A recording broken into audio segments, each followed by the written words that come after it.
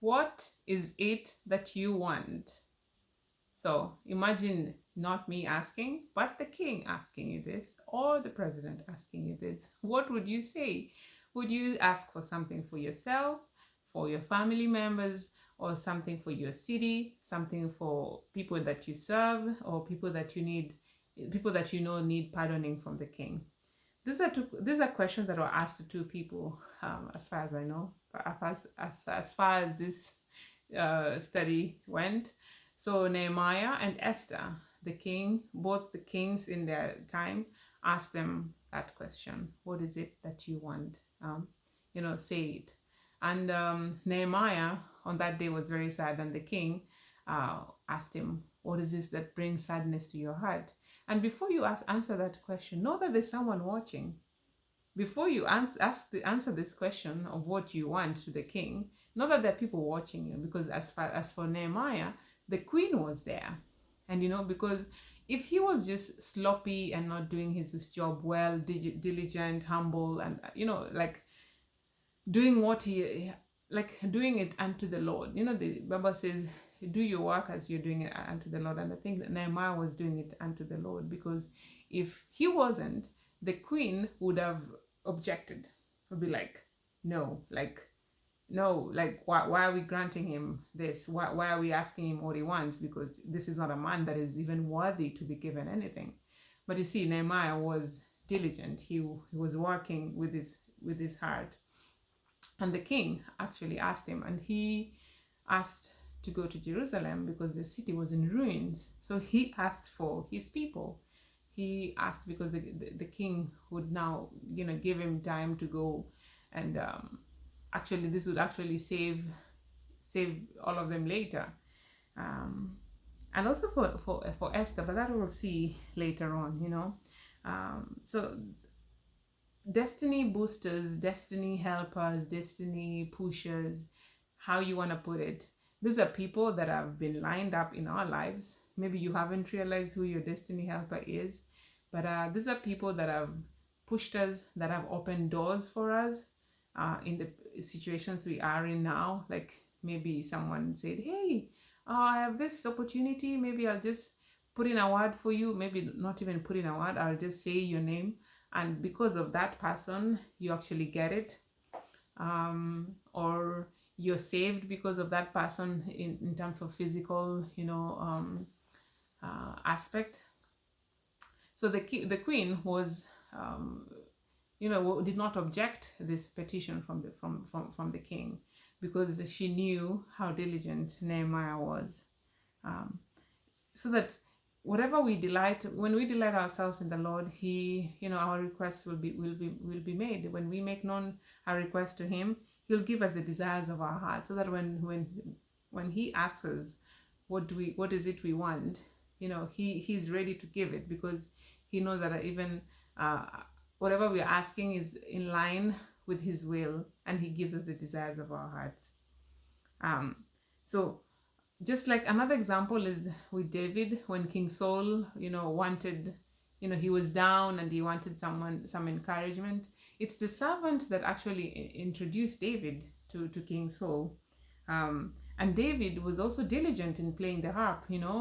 People heard, people were hearing, and the servant was like, yeah, there's this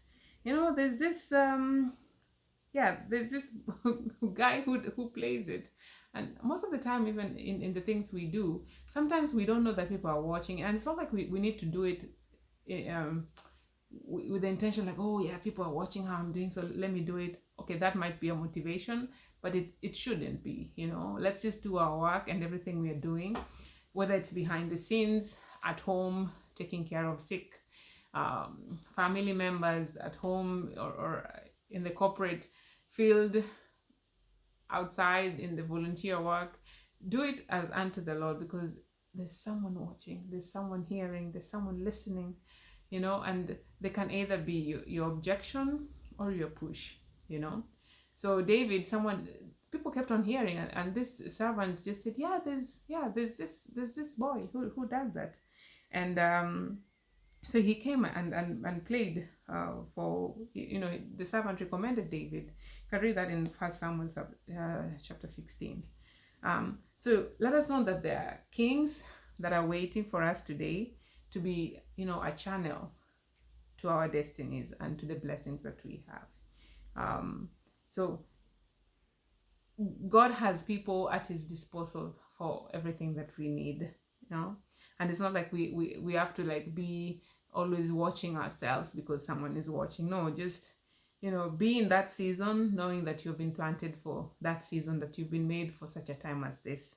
you know God sees and builds you a strong testimony and witness, just like in Hebrews. We are surrounded by a great cloud of witnesses, that is Abraham, Moses, and all these great forefathers fathers that have gone before us.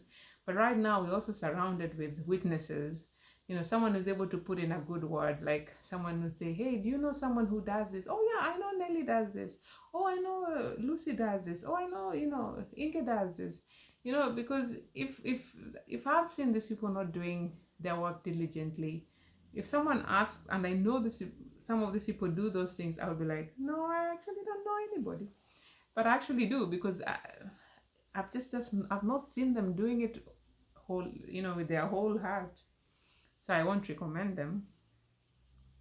So God delegates people along the line to kind of push you, to kind of encourage you. And sometimes they don't have to do anything, they just have to say something. And then you just hear it, but you don't like it, it doesn't really resonate with anything you're going through. And then maybe a month later, you're like, oh yeah, God was preparing me. That's why he sent that person to say this at that time in my life. So like Esther, even just her story of how she landed in the palace and becoming queen, the truth about her lineage would have really become an obstacle. She did not let that her heritage put her down. She was not worried about risking her heritage, because when the king asked her what she wanted later on, after inviting Haman to the party and all that, she finally said what she wanted, about setting her people free and all that. And the attention went to the person who was doing wrong, and not actually her being like, oh, so you are not really who you said you are, or you're not really from that place. So she did not let that risk her, her being the queen. And what pushed her was also Mordecai, because in Esther 4 verse 14, Mordecai was, I'm just going to read it, for if you remain silent at this time, relief and deliverance for the Jews will arise from another place, but you and your father's family will perish. And who knows but that you have come to your royal position for such a time as this. Like if you remain silent, it's not like it won't be said. No, no, no, no. God is going to use someone else. God is going to use someone else. And then the purpose of you being in that season or in that position has no meaning, and that's really a tragedy, that God has placed us in places, but then we don't really use our full potential. So remember what we said about the grave. Like the graveyard is really the richest place, because it's full of unmet, unsung songs and written poems. It's so let's not die with the purpose that God has placed in our hearts. You are made for such a time as this, wherever you are, no matter how small it is. I got a job in a company where my impressive CV, this job, there was nothing on my CV for this job, and God placed me there. And the first year, I really struggled, because I looked at myself. I didn't compare myself, but I looked at myself and in the job that I was doing, and I was like, really, God, why am I in this place? Like, really? But I was like, if I need to shine God's light in that company, I will do it. It's not like I'm doing a good job in that. We are all humans and we fail. But for a long time, I kept on praying. I remember even going to the toilet and praying and kneeling in the toilet and saying, God, really, I don't really see why I'm here, because It's not the job. There's nothing that it's not even experience that I've done. Of course, you're willing to learn, but really, there's no relation. But you're there, and God keeps putting you there. And I said, God, if it's shining your light, if it's just me smiling at people every day, I will smile at people, because I mean, we all know how, so many bad news is happening around. So many bad news. I mean, people are so stressed. People are so, there's so much, yeah, not good things happening. And if I can just be his window to shine his light and just bring joy to people, I mean, you've done your part of the day. You've fulfilled your purpose in the day. We have this friend at church, Susan, and she's always really. I think everybody who knows her, she knows that she's a hugger, and she's always hugging with smiling. I've never seen her sad, you know.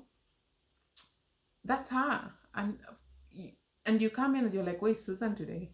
Who's hugging today? Like, you always look out for her, because I think she's found that she needs to be the one that brings joy. She's the one that who needs to bring a smile to people. Yeah. So you were made for such a time as this, really, no matter how small you think it is. Because later on, if you listen closely, that people will come back and say, hey, that time you say this, hey, that time that time you did this for me, you opened the door that opened this opportunity for me. So yeah, speak up like Esther, because you might be the destiny pusher or the destiny um, booster for someone else. Yeah, and when you've been given that chance, please, don't let your light hide under the table. Let it shine so that God's glory may be revealed in this world. Have a good day. God bless you. Bye bye.